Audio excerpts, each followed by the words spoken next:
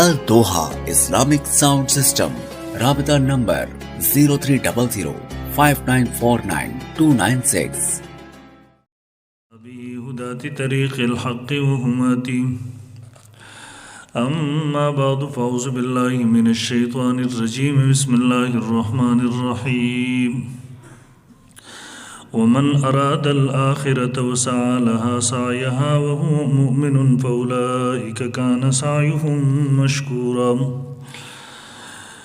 وعن عبد الله بن عمر رضي الله عنه قال رجل يا نبي الله من أكيس الناس وأحزم الناس قال أكثرهم ذكرا للموت وأكثرهم استعدادا أولئك الأكياس ذهبوا بشرف الدنيا وكرام الآخرة اللهم صل على محمد عبدك ورسولك وصل على المؤمنين والمؤمنات والمسلمين والمسلمات. انتہائی محترم مسلمانانو ورونو، انسانی ژوند او زندگی علما فرمایي دا د هغه ډیوې په شانتي ده چې هغه په هوا کې په سلۍ کې پرته وي. دې ډیوې باندې کله سلۍ راشي نو د سلۍ او د هوا یوې جټکې سره دغه ډیوه ختمیږي او د دې اور مړ کیږي. همدغسې د انسان دی چې د ژوند او زندگی ده د هغه ډیوې په شانتي ده، بس دی یو جټکه غواړي او په دغه یوې جټکې سره محترمو دی د یو دنیا نه د یو کور نه بل کور ته ورسیږي. دغسې محترمو د انساني ژوند او زندگی مثال علما فرمایي دا د هغه انسان دی چې دی جاړي د د سترګو نه اوښکې رابهیږي او دا د دې په دغه یختانو باندې او د دې په دغه پردو باندې پرتي، بس چې ستا سترګه معمولي او رپ ووهي دا څاڅکي او دا اوښکې د ښکته ځمکې ته ورسیږي او په هغه یو خوځېدو سره د په خاورو کې ختم شي. دغسې انساني ژوند او زندگی ده چې کله دته یو جړق میلاو شي په دې سره دی د یو جهان نه بل جهان ته ورسیږي او په دا یوې جټکې سره د ژوند او زندگی مکمل ختم شي. دیو جن رسول الله صلی الله علیه وسلم فرمایي، عبدالله ابن عمر رضی الله تعالی عنہ راوی دی، قال رجل یا نبی الله، یو کس تپوس وکړو اے د الله نبی، د رسول الله صلی الله علیه وسلم مجلس کې و تپوس وکړو من اکیس الناس و احزم الناس، په خلکو کې هوښیار سړی او په خلکو کې دوراندیش څوک دی د الله پیغمبر. و زمونږ او ستاسو خو معیار جدا وي، مونږ تاسو هوښیار هغه چاته وایو چې د دنیا حاصلوي، د دنیا ګټلو د حاصلولو په طریقو باندې پوهیږي. رسول الله صلی الله علیه وسلم هغه صحابي ته جواب ورکوي، قال اکثرهم ذکرا للموت واکثرهم استعدادا. هوښیار سړی هغه دی، دوراندیش سړی هغه دی چې د مرګ ډېر ډېر یادوي او د دې مرګ دپاره ډېر ډېر تیاری کوي. رسول الله صلی الله علیه وسلم فرمایي ذهبوا بشرف الدنیا وکرامة الاخره. دغه خلک چې د مرګ ډېر یادوي دی هر وخت مخې ته ایښه وي، د دنیا او د آخرت عزتونه دې خلکو حاصل کړه. د دنیا او د آخرت د دې عزتونو حاصلونکي همدغه خلک جوړ شو. او دا یقیني د محترمو کله چې دا زمونږ او ستاسو د ټولو عقیده ده او دا زمونږ او ستاسو یقین دی چې دا دنیا پانی ده، دا پانی کیدونکې ده او یقینا دا ژوند ختمېدونکی دی. د دې سره زمونږ او ستاسو دا عقیده ده چې د آخرت ژوند او زندگی د هغې لپاره پناه نشته دی، د هغې لپاره خاتمه نشته دی، هغه همیشه ژوند دی. اوس کوم انسان چې د آخرت د دغه نه ختمېدونکي ژوند او زندګۍ لپاره تیاری کوي دا یقینا په حقیقت کې هوښیار دی، دوراندیش دی. او کوم انسان چې محترم دغه نظر انداز کوي او دا د دنیا دوه ورځو ژوند او زندګۍ دپاره دغه د ټول عمر ژوند قربانوي، دغه یقینا محترمو یو عاقل سړی، یو هوښیار سړی چې دې ته سوچ وکړي یقیني طور دغه انسان کمعقل دی، ناپوهه دی. ځکه هېڅ یو انسان دغې ته هوښیار نشي ویلی چې دا د دوه ورځو ژوند دپاره دومره غټ ژوند او زندگی تباه کوي او بربادوي. همیشه اهل عقل او اهل نظر او پوهه خلک دی به هوښیارم هغه سړي ته وایي چې دی هم دقه مرګ او دقه اصل ژوند دا مخې ته کېږدي او د هغې لپاره تیاری کې لګیا شي. دې وجې رسول الله صلی الله علیه وسلم فرمایي مشکات شریف کې دغه حدیث موجود دی اکثرو ذکر حازم اللذات، تاسو زیات یادوئ، تذکرې زیاتې کوئ، زیات یادوئ خوندونه د دنیا د خوندونه ختمونکي څیز. صحابه کرامو تپوس قلنا یا رسول الله وما حازم اللذات، د الله پیغمبره دا خوندونه د دنیا او د لذتونو ختمونکي څیز څه چیز دی؟ قال الموت. رسول الله صلی الله علیه وسلم مرګ. د دې تذکرې تاسو خپل مجلسونو کې زیاتې کوي، د دې سوچ او فکر تاسو بخبل ذهن او بخبل دماغو کې زیات کوي. نو که کله دا زیات شي نو بیا به یقینا تاسو اصل کامیابی خو حاصله کوي. او تاسو که سوچ وکړئ محترمو، دې دنیا کې انسان چې څومره محنت کوي، څومره کوشش کوي، څومره منډې وهي، څومره تکلیف تېروي، دې د درې څیزونو د حاصلولو دپاره د ټوله منډه وهي. اول نمبر د انسان غواړي زما نوم اوچت شي، زما نوم ما ته شهرت میلاو شي، د زما نوم هر څوک وپېژني، د زما شخصیت هر څوک وپېژني. دویم نمبر انسان کوشش کوي زما لباس ښه شي، او دریم نمبر دی کوشش کوي زما مکان غټ شي، زما مکان اعلی شي، دی کې هر قسمه آسایشونه، هر قسمه آرایشونه، هر قسمه خوندونه، هر قسمه ژوند سهولتونه ماته حاصل شي. لیکن محترمو د مرګ دغسې څیز دی دا چې کله راشي د انسان چې منډه د سره پاروي د دغه درې څیزونو دپاره، اول دا درې څیزونو د دې نومونه بدل شي. هلته اوس خدای د نوم دپاره لګیا و، مرګ چې راشي اول نمبر د نوم بدل شي، مرحوم ورته ویلی شي، میت ورته ویلی شي، مړی ورته ویلی شي. بیا دا څوک نه وایي هغه پلانکی باجي صاحب، هغه پلانکی مولي صاحب، هغه پلانکی کاکا صاحب، بیا وایي یاره میت مړی. مرګ اول کار دا وکړي د انسان نوم بدل کېدل دي. او دویم نمبر انسان دلته د ښه لباس د هغې کوشش کوي. مرګ چې راشي محترمو د ښه لباس د ده نه لرې کړي. تاسو کتلی وي د دغه ګړۍ په لاس وي، د ګړۍ ته لرې کړي، د دغه ټوپۍ او پګړۍ په سر وي دا ورنه لرې کړي، د دغه کمې کپړې اغوستي دا کپړې ورنه لرې کړي ویې باسي، که دا نه ویستلی کېږي دا سرې کې ویې شو کوي، په چاړه باندې کټ کړي، په قینچي باندې کټ کړي ته لرې کړي. دکه که سپینو زرو وتمه په لاس وي، بل څیز یې په لاس وي، زنانه ده د سرو زرو کړۍ په لاس وي، دا ورنه لرې کړي، که نوځي هری کې ختم کړي، ورنه چشمې په سترګو دي هغه هم ورنه لرې کړي، د جب کې یو 50 روپۍ 100 روپۍ پرتې دي دا هم ورنه لرې کړي، هېڅ څیز ورسره پرې نه ږدي. او لباس څه ور واغوندي؟ کفن ور واغوندي. چېرته اعلی کپړې نه وي، عامه د کاټن کپړه وي سپینه، او ویم نه ګنډئ، نه ګنډل نه، ساده سپینه کپړه ورته ور واغوندوئ. دا هم څه څیز دا د دنیا نه اخرنۍ رخصتي ده، به سپین نوی لباس ورته ور واغوندئ، بس همدغه ورته کفن ورکړئ. ابوبکر صدیق رضی الله تعالی چې کله مخکې وصیت کړی ام المؤمنین عایشه رضی الله تعالی موجود ده، په دې کې د هغه لور ورته وایي زما چې دا کم زوړ لباس دی په دې کې به ما دفن کړي. هغه ورته وایي نه تاسو دپاره به مونږ د نوي کفن بندوبست وکړو. ورته وایي نه دا نوی کفن دا خو دا نوی لباس دا خو د ژوندو دپاره دی، دا خو د خون او ښایست دپاره خلک اغوندي، اوس زه به په ښایست باندې څه وکړم چې روان دي. نو دویم نمبر محترمو دغه لباس هم بدل شي. او دریم نمبر دی چې د مکان دپاره لګوي، زه عالیشان مکان جوړ کړم، زه لوی لوی محلات جوړ کړم، زه لوی لوی ځایونه جوړ کړم، په دې کې د ژوند هر قسمه آرایشونه، هر قسمه سهولیات، هر قسمه خوندونه وي، رنګ یې هم ښه وي، جوړښت یې هم ښه وي، دا ټول کوششونه وکړي. تاسو که وګورئ د هغې نوم بدل شي، هلته قبر ته منتقل شي، دلته د غټ کور کوشش کول ته ورته وړوکی غوندې ځای نصیب شي، دلته ورته پالنګونه وو، قسمه قسمه څیزونه پکې وو، هلته هېڅ هم نشته دی، بس په ساده خاورو باندې سملی مړه هغه رقب بالښه پورې هلته نصیب نشي ورته. مونږ خلک خو بعضې اوس جوهلا وي او په قبر کې ورته قسمه قسمه انتظامات وکړي. نو اوس دې انتظاماتو ته ضرورت نشته دی، یو بل جهان شروع شو،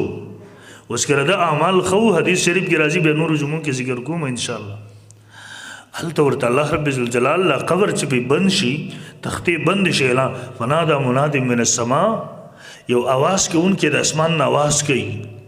د الله د طرف نه غیبي आवाज راځي، زما دی بنده تر جنت لباس ورواغوندي د جنت لباس ورواغوندي د جنت بستر ورته د قبر کې وغړي د قبر ورته پراخه شي د جنت کړکۍ ورته ګلاو شي د جنت خوشبویانې ورته را شروع شي د جنت هواګانې ورته را شروع دا ټول هغه جهان حالات د غور سره شروع کیږي ستاسو بستر ستاسو لباسونو ته ضرورت نشته رغت هلته سړی سوچو کې دلته په دنیا په مکان کې ما ځان ته څه کول تا ټول ورڅ ختم شي نو د درې سيزونو د پاره دی لګیاو هغه درې واړه لباس بدل شو نومه بدل شو مکان بدل شو ا دې وجه محترم دي دنیا کې تاسو وګورئ دلته د الله د وجود منکرین شته دي دلته د رسالت منکرین شته دي لیکن د مرګ منکرین دلته څوک هم نشته دي دی باندې یو مسلمان او کافر په دې باندې یو بد عمل او نیک عمل په دې باندې یو غریب او مالدار په دې باندې یو کمزور او طاقتور په دې باندې ټول په دې باندې متفق دي محترم دغه اختلاف نه کوي حسن بصری رحم الله فرمایي وای دا ملک الموت کورته هر کورته روزانه درې ځل چکر را لګي راځي او کله چې انسان په دې د ګوري چې چا رزق ختم شوی دی چا ژوند ختم شوی دی نو کله چا په دې کور کې رزق او ژوند ختم شوی روح ورنه قبض کې دی ویسي او بیا کله چې دا کور والا په دې میت باندې جړه کوي خفګان کوي دا ملک الموت راشي د کور په دروازه باندې ودرېږي आवाज کوي وای مانه د ژوند نه دی ختم کړی مانه د رزق نه دی ختم کړی زه خو مامور یم د الله د طرف نه را لېږلی شوی یم او زه به بار بار دې کور ته راځم تر دې پورې چې تاسو ټول بوزم د دې نو ویم سم ختم وکړم او بیا حسن بصری رحم الله فرمایي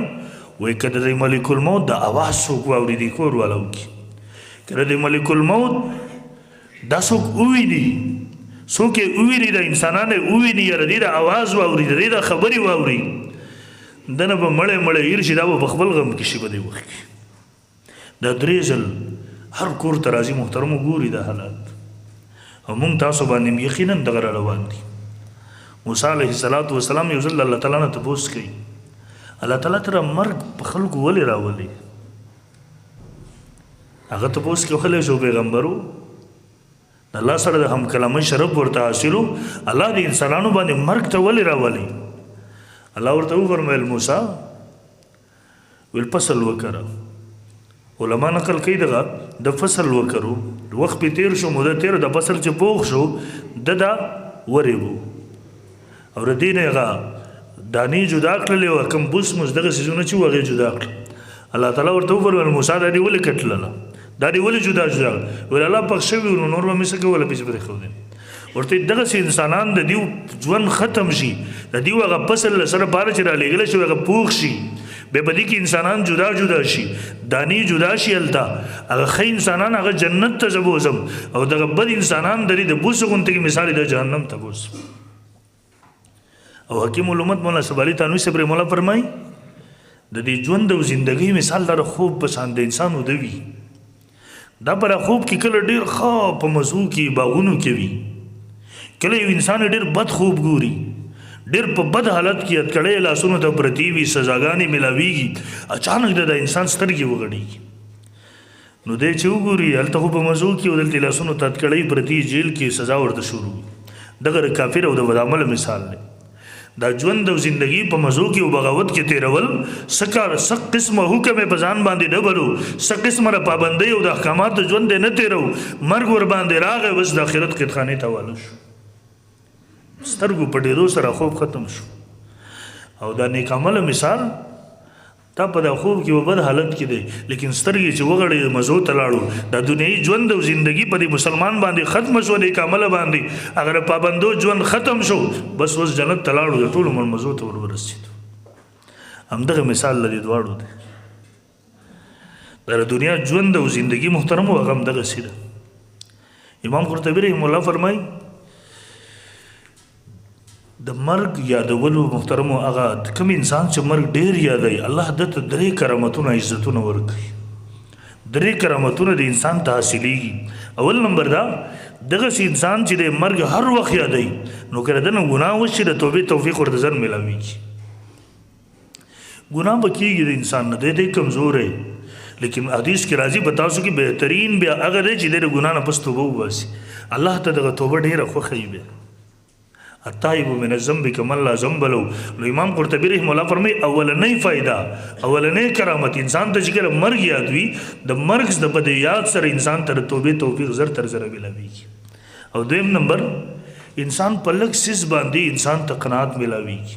دې په دې باندې راضي وي، دې په دې باندې خوشاله وي، بس په دې باندې دې گزاره کوي. ځکه دته دا سوچ وي زما خو دلته لږ به ژوند دی بس اصل هسې مې هم تک دې څه کوم په دې باندې. نو الله کم سیس چې ملاوي په دغه شکر توفیق انسان ته ملاوي په دې باندې دې صبر کوي دغه انسان. او دریم نمبر په عبادت کې ته بیا خوند حاصلېږي، مزه حاصلېږي.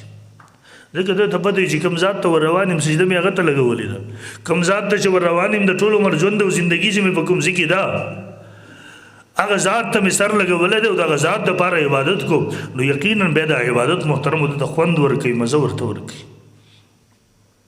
او محترمو دغه مرګ که مونږ او تاسو هیر کو دا روزانه حالاتو ته مونږ تاسو ګورو. لږ دې انور ته سړی وګوري که نه دا انور دې سهار راوخیږي ماښام لاړ شي دې مونږ تاسو ته پیغام راکوي، دې مونږ تاسو ته وایي په دې دنیا کې د چا دپاره هم همیشه بقا نشته دی، د هر څیز دپاره پناه ده. ګوره دې سهار راوختو لاړو غروب شو دغسې انسان ستا ژوند او زندګي تا باندې هم پناه راشي، ستا دپاره همیشه بقا نشته دی. تاسو که وګورئ دا ونې مونږ او تاسو ته په نظر یو معمولي تیغ وي، دې راوخیږي دنه بوټی جوړ شي، دنه ونه جوړه شي، هغه ونه م وخت پرې راشي دا ختمه شي وچه شي. نو ما ته پیغام راکوي دا ژوند او زندګي بس دا همیشه به هم دغسې نه وي، په تا باندې هم دغسې زوال راشي، ختم به شي، مرګ به دې ختم کړي. تاسو که د شپه ورځ راځي دا پیغامات دي د رب، ورځ راشي رڼا وي، شپه ور باندې راشي شپه ختمه شي، شپه راشي سهار ته ورپسې رڼا راشي هغه شپه ختمه کړي.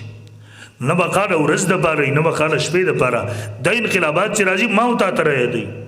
او انسانه د تا ژوند او زندګي م همیشه نه ده. څنګه چې په ما باندې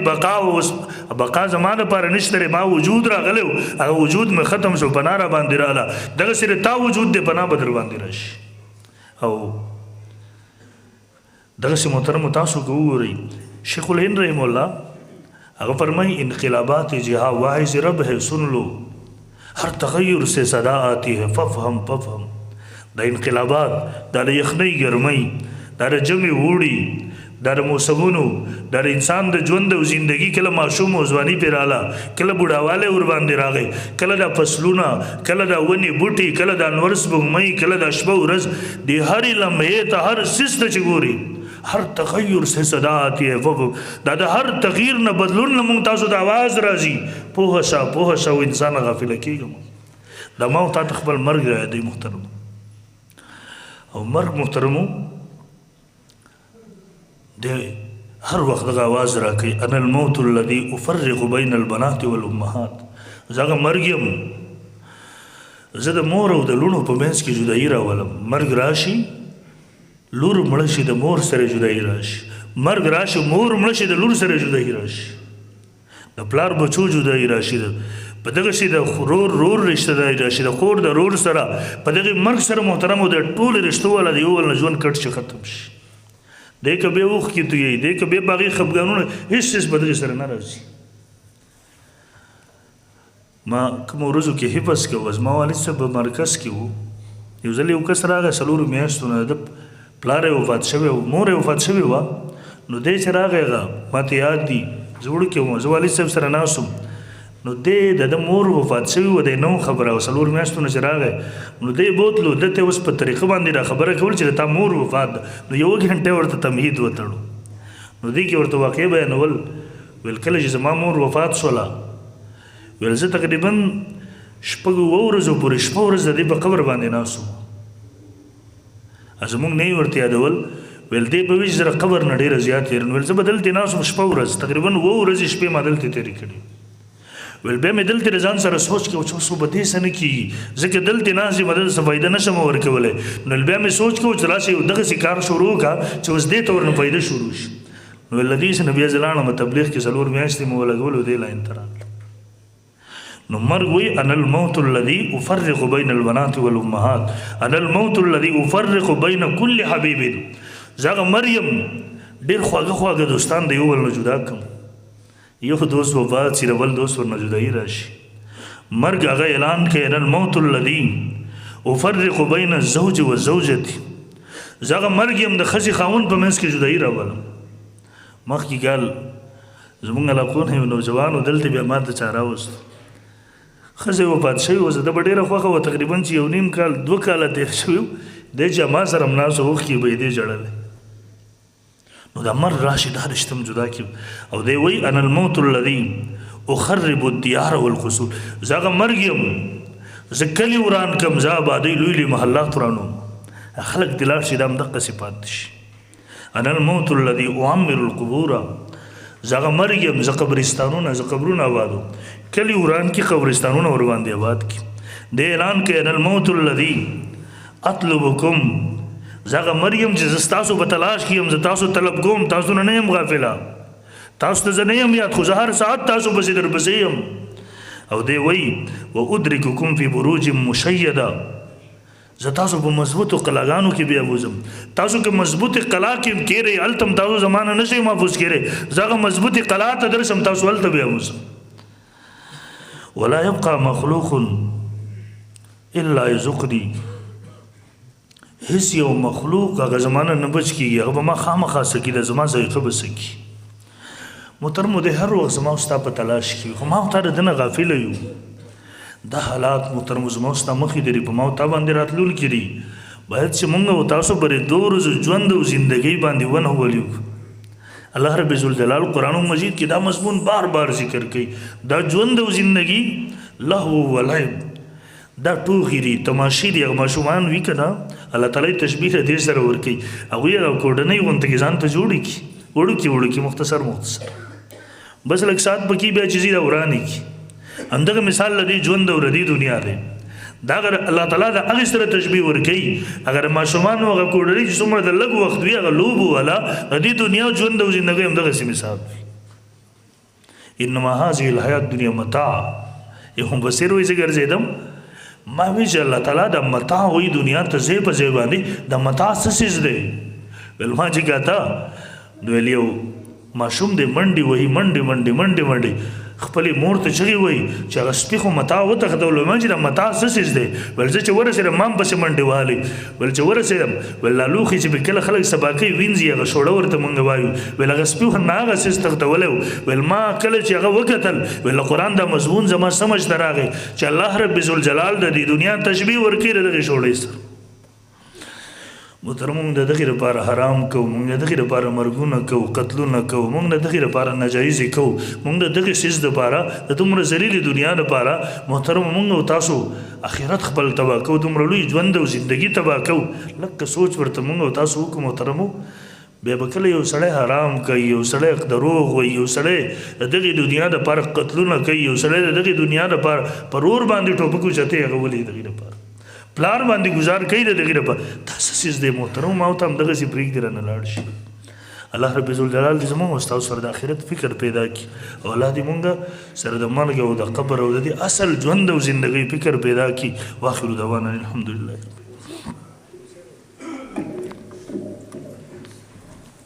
Al-Doha Islamic Sound System Rabita number 0300 5949 296